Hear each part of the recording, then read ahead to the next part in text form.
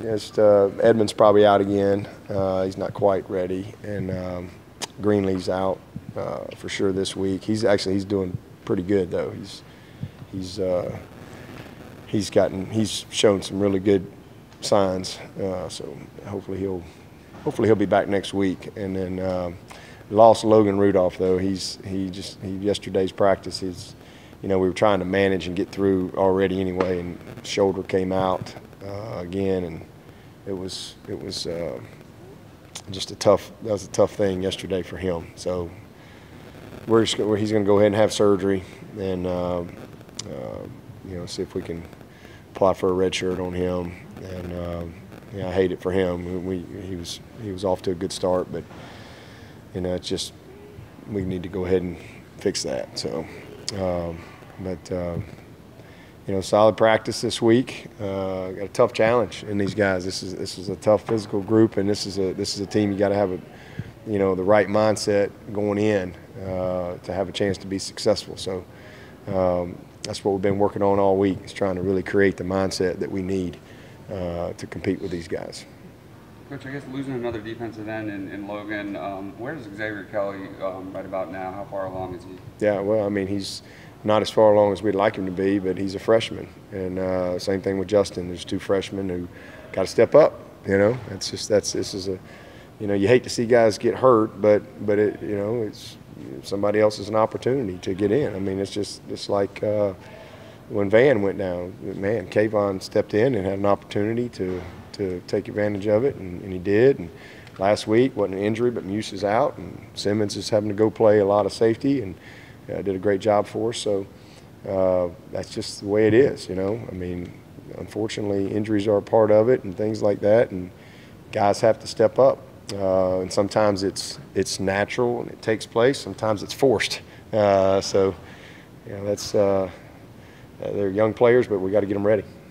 I'm sure that Logan, probably 25 or 30 snaps, maybe not more than that. So red shirt. Well, I think it's more on games, not necessarily plays. I think it's games played, and so he's within that. So, it's you hate that he did. I don't know if he played against Auburn. He might have got in on special teams, but anyway, 3 games into the season, he still qualifies for it. But that's the one, I guess, silver lining. If it had been 3 weeks down the road, then you don't there is no option for that. So I guess if it was going to happen, best for it to happen now.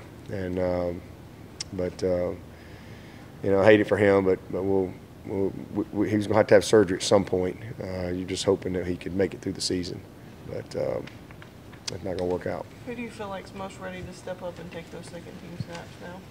Well, Xavier and Justin. That's it.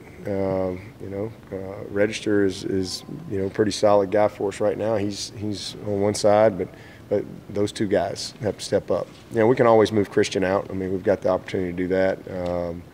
Those guys inside are doing a good job for us. And I thought Huggins played his best game last week, and hopefully that's a good sign to come. And Niles is coming on, and Jabril. So we got a good group, So we got some flexibility with Christian, but we really need Xavier and Justin to take a step forward, and hopefully getting more reps is going to help spur that along. It's hard to rep a bunch of guys when you just rep 2 groups. So then you start splitting reps, and it can get watered down pretty quick because you got to get guys ready to play. So they'll get a lot more reps, and hopefully that'll help them take another step. Coach, you mentioned Tanner being ejected the other night. J.J. Watt came out and said he didn't like the ejection rule for targeting. Do you have a personal opinion on players being ejected for that, and how hard is it sometimes for these defenders to avoid it, just with all the moving parts in football? Yeah, I don't really like the inconsistency of it. I think it's a good rule. I think that you have to, you're trying to take certain things out of the game, and it's just the way it is. I think it's improved a lot.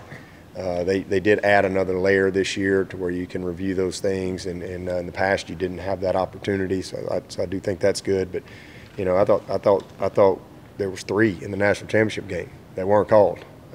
So the inconsistency of it, I think, is something that they're trying to improve. And I think that was the goal and objective of this year, and how they kind of tweaked it a little bit. you know, and then I think sometimes there's a difference between.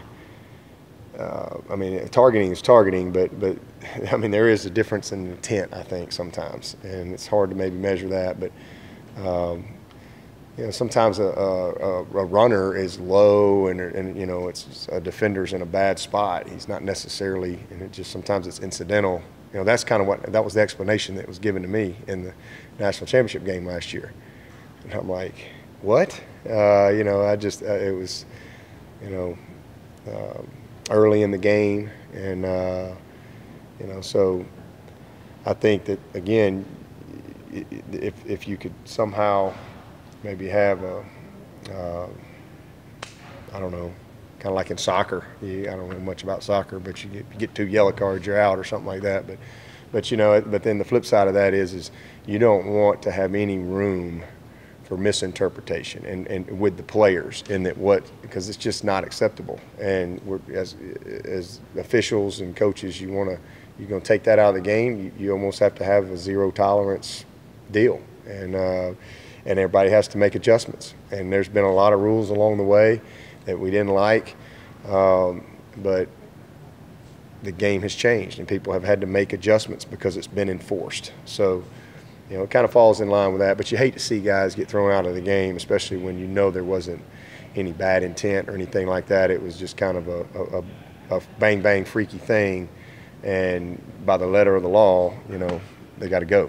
So that's the only bad part. How has Tanner reacted since that happened? Oh, good. I mean, good. I mean, it's just, you know, it was the right call, and he you know, the guy was going down. I mean, and he's just going in and trying to finish, but you know, you can't lead with your head. We don't coach that, and he left his feet, and you know, it's something he's got to learn from. Is that a great lesson for Isaiah, though? Because Coach Venables was saying you were kind of getting on to Isaiah all week. You got to be in it. You got to be ready. Your number might be called. And Absolutely. You got. I mean, you never know. It's a lesson for everybody on this team. I mean, you never know when your opportunity is coming, and you know, next man up. That's the way it has to be. And nobody's going to say, "Oh, I'm sorry." Well, we'll just you know, forfeit or not show up or whatever. I mean, you got to go play. So you got to prepare and be ready. You know, and I don't know who said it, but it's if you wait to get the opportunity to prepare, you're in trouble. Somebody famous said that. I don't know who said it, but I know that. Well, there you go, John Wooden. But you got to prepare for your opportunity, even if it never comes. That's the mindset you got to have. And so when it does come, you're ready. If you wait till, oh, here it is, now let me prepare, that's a train wreck and not a good approach. So that's what we try to instill in these guys, and it takes a lot of discipline. That's what I love about Kelly. You know, Kelly hadn't had a lot of opportunity. You know, he 100 plays maybe. Exactly 100. Is that what it was? So 100 plays first 2 years, and you know, but what are you doing when nobody's watching? You know, how are you preparing and paying attention and preparing for that opportunity that you're going to get at some point? How are you going to take advantage of it? And so I just think he's a great lesson. You know, because, man, he was ready this spring. And he wasn't where he is right now, but he was ready for that moment, and then he just went and got better. He built on it, and then he went and did what he needed to do in the summer, and then came back. So, but he had to be patient, and he had to prepare. Coach, you were able to get number 16 in the game. I think it was an end around. Yeah, did jet Mom sweep. Get off your back for not playing him? No. But seriously, you know, going his first road game, did a good job as a holder. Yeah. I mean, how proud of you are you with him for going in that environment? I'm proud of him. He's done a great job. You know, I mean, it's a huge need for us, and I mean, it's it's a job he won. I mean, he's really good at it. Like I said, something he's done since the 7th grade, and didn't really like doing it, but they just said, hey, you're going to be the holder. And you know, all of a sudden that turns out to be a really good asset for him. And then timing for him with our 2 holders as seniors last year. So the only guy back was Renfro. And we really didn't want Renfro to have to do it. So he's a backup guy for us. But Will came in, had a great camp, was ready, worked his butt off this summer. It's really natural for him. He's done a nice job. We've had some low holds, some high balls, and we've had a little bit of everything. But it's a good, and then, he works hard, just making sure he knows everything at receiver. And if they need him, he can go in and be a putty guy. I know that you try to drown out all of the outside noise, but Kirk Herbstreit said today that Clemson and Alabama, you're arm in arm with Alabama as the two programs at the head of the table in the country. When you hear that, I mean, is it flattering? How do you feel when you hear that? I just think it's kind of funny. I mean, that's great. I mean, it really is, but we're kind of in the same spot we were last year. And last year, everybody was talking about how bad we were. It's just amazing. We go to Auburn at 9 o'clock, a road game, opener, and we win 19-13. And it's what is wrong with the team. They're terrible. Golly, we should have killed them. And, then we beat a good Louisville team, but we didn't get any credit. Nobody wanted to give us credit for winning, and it was just what's wrong with our team, this and that. And it's called expectations. We're so high. And then the expectations are so low this year by a lot of outside people.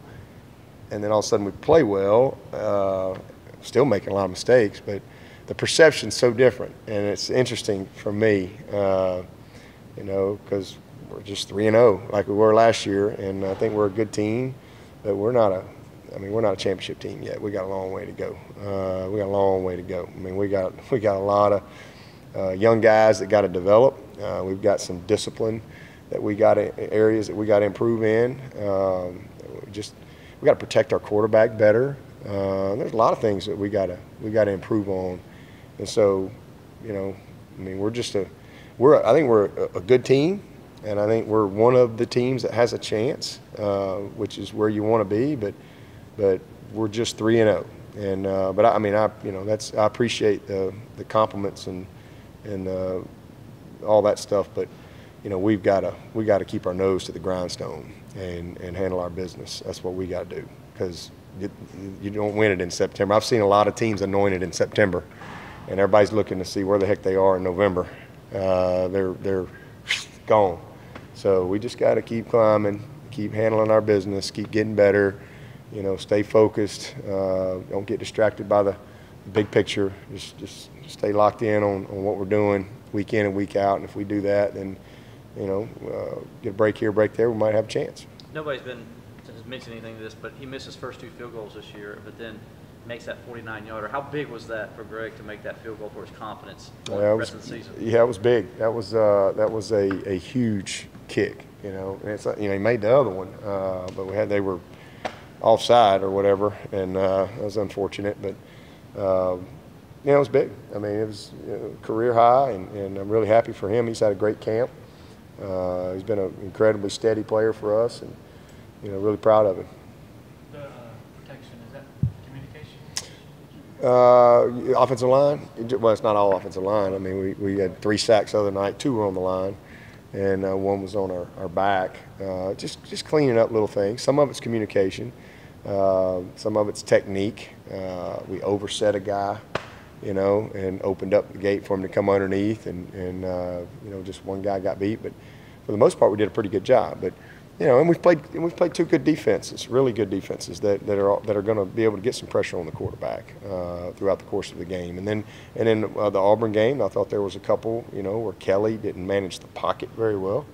He scrambled outside when you got a guy on the edge, as opposed to, and then you saw him come back against Louisville and step up inside, and just that's just him playing and learning how to help those guys a little bit and manage the pocket, just getting the experience there. So that's part of it, but. That's an area that we can definitely improve, and I think we will. We work hard on it every single day, but after 3 games, I mean, I think we got 7 or 8 sacks or something like that, and I don't even know how many. Given up. Yeah. Well, how many we have all year last year? Not many. Regular season, 12. Yeah, we didn't have many sacks all year, so we gotta kind of shore that up. But you got new pieces. You're missing Leggett, you're missing Wayne Gallman, experienced guys have been there. You're missing Jay. Although Fauci's played great for us. And so just cleaning up a few little things. And again, that's just part of it. You gotta get better. And so another opportunity this week to go improve. This is a big old stout group here now. There's some big, strong, physical dudes that'll get after you. So I'm anxious to see how we're going to respond to that. Different type of game. Tavian had the one where he sort of dove at the. Yeah, just face him up. Just face him up, cover him up. There was another one where he did face. Yeah. Oh, yeah. He can do it. That's just technique. Yeah. Yeah, that's just technique. That's just poor technique. It's not. That wasn't a cut situation. You got to just face him up right there and cover him up. And no, he can do it and has done it. That's just, again, experience and just growing through it. The other sack was Taylor Hearn when Mitch Well, was sick, right? yeah, that was kind of a cheap one there. Hearn, he ain't gonna give up many sacks, but that was a tough situation there. And then we had another. I think it was Pollard. We overset. Pollard played a good game, but he just got a little overzealous, kicked out too wide.